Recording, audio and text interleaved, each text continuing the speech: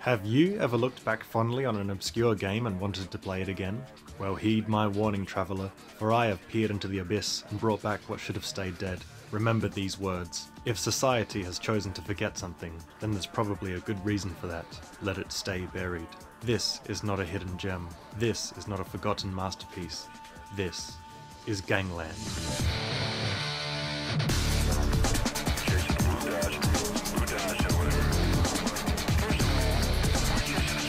Released in 2004 by media mobsters, and erased from the collective consciousness by 2005, Gangland is a real-time strategy management action game that puts you in the soon-to-be cemented boots of an Italian-American crime boss. Amazingly, despite the fact that only one person on Earth remembers it, me, this game somehow manages to run better than other more celebrated games released that same year. It has widescreen support, high refresh rates, and is quite stable. Unfortunately, that also means that there's nothing preventing me from seeing this game through to the very end. In Gangland, you take control of a colourful gang of walking stereotypes. We've got your Wiseguys, shrill Italian women, the many members of the Merchants Guild, corrupt Irish cops, the last remnants of the Qing dynasty, overbearing Italian mamas, and actual ninja assassins. Your faction's survival depends on the leader you choose. As we all know, Italians are connected by a hive mind. When the patriarch dies, the rest of the swarm, now no longer able to telepathically communicate with their leader, dies with them. You have 4 different mob bosses to choose from, each with their own strengths and weaknesses. There's Sonny, the loose cannon, both blessed and cursed with the largest penis of the family. Romano is the oldest brother, gifted with the power of charisma. He's a great leader, but as the brother with the most spaghetti meals under his belt, his health is the lowest. Angelo is actually Chad Kroger. And finally, we have Mario. Mario is half Italian, half orc, and was sent to America to murder his 3 brothers. He's the one you play as throughout the campaign. Leave me alone!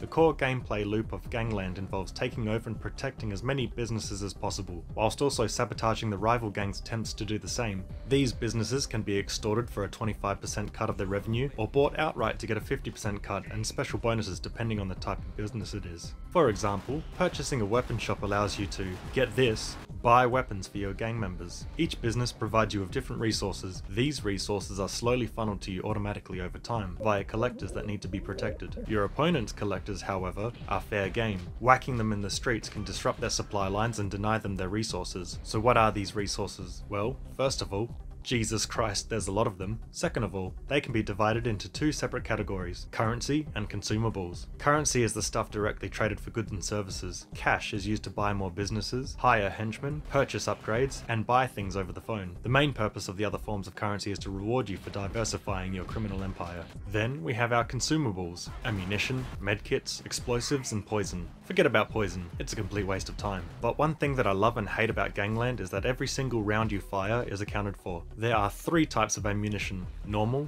dum-dum, and explosive, with each type doing more damage than the last. I actually like the creativity of this feature, because ammo in management games is not often tracked like this, but what this also means is that you can, and absolutely will, run out of ammo at some point, and watch your units stand around, dick in hand, while the enemy gangsters slowly shoot them to death. Your Tommy gunners are a huge drain on your ammunition reserves, and the repetitive action of endlessly firing a Tommy gun has left their wrists completely atrophied, to the point where when they run out of ammo they would rather die than consider throwing a single punch to defend themselves. Before your ranged units are upgraded, they are all painfully inaccurate, so running out of ammo has happened to me more than once. Some units, such as your mob boss, can use sticks of dynamite, which are perfect for friendly fire, collateral damage, and failing the objective. So let's say that you run out of ammo and dynamite. Does that mean you're completely boned? Let's talk about the different kinds of units you can recruit. As an influential member of the mafioso, you're able to recruit many different types of lowlifes and criminals to do your bidding. Let's start with the regular units. The lowest of the low is the humble bouncer. Meatheads who cannot run very fast, or very far, and probably have the lowest chance of understanding Rick and Morty. Despite that, they might actually be the best units in the game, because they can stun lock enemy units to death, are among the cheapest to recruit, and will never run out of bullets for their fists.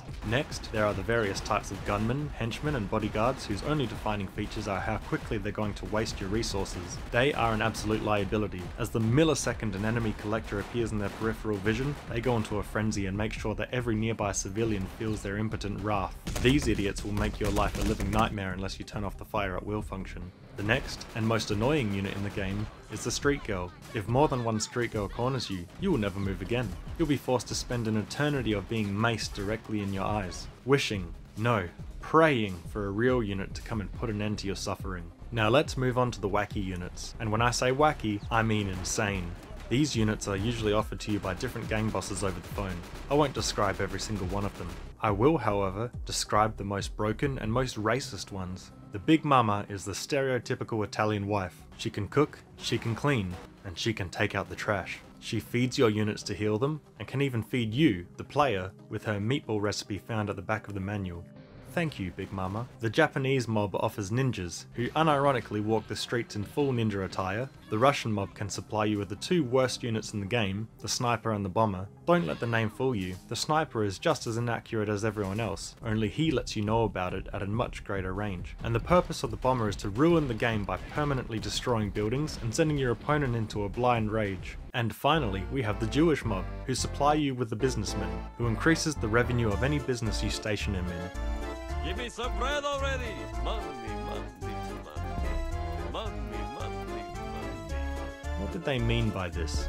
Now, I'm sure you're wondering why I keep mentioning telemarketers and why oh why are your ears bleeding right now? If you have your very own safe house, your mob boss or his descendants can sit at the desk and receive phone calls from various crime lords, vendors, and degenerates. It's a pretty fun feature, and the randomness of the requests and offers add a lot to the experience. But like every other interesting feature in the game, it will eventually start to annoy you. This phone never stops ringing, and until you find a wife and have children, and then the children eventually grow up, the only person who can answer the phone is also the only person who can extort and purchase businesses. But if you leave the safe house to actually participate in the game, you might miss out on some excellent deals on ammo, which you are sorely lacking right now. Gangland also has the worst implementation of a driving feature I've ever seen. Cars are extremely slow, feel awful to control, cannot leave the road, and are pretty fragile. Despite this, drive-bys are probably the most overpowered feature in the game because it relies directly on player skill rather than your units' stats. If you've pulled up beside an enemy unit, just hold down right click and a laser accurate stream of Tommy gun rounds will annihilate them. Fortunately, the AI has absolutely no clue of how to drive, as I would be furious if the AI pulled this on me. I never played multiplayer, and thankfully never will thanks to the death of GameSpy. Don't try to tell me there's a workaround, I don't want to know about it. But I can only imagine that if people were able to exploit cars online the same way they can in single player, there would be dire consequences for my mental health.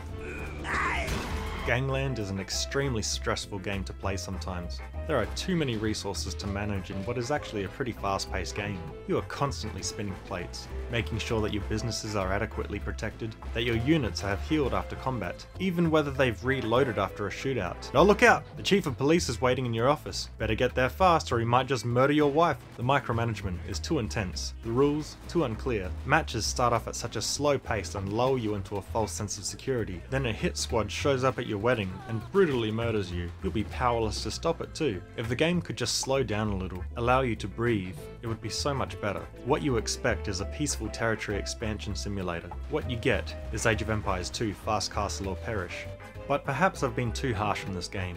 Despite my constant whining, there are things that it gets absolutely right. For example, almost every single building on the map serves a purpose and has a fully modelled interior. The map is bustling with NPCs roaming about, even though there's only like 9 different character models and every single one of them is ready to fight to the death at a moment's notice. And if you start a skirmish map, you can choose to start as a soldier working for someone else doing missions for them. When you become too powerful, you can overthrow them, or eventually be betrayed by them.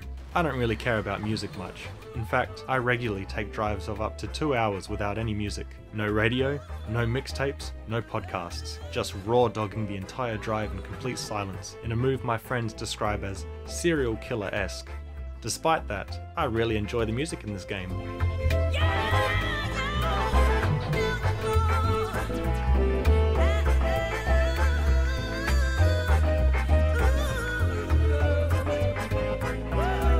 Is this the worst game I've ever played? Definitely not. Is it the worst game I've ever reviewed? Almost.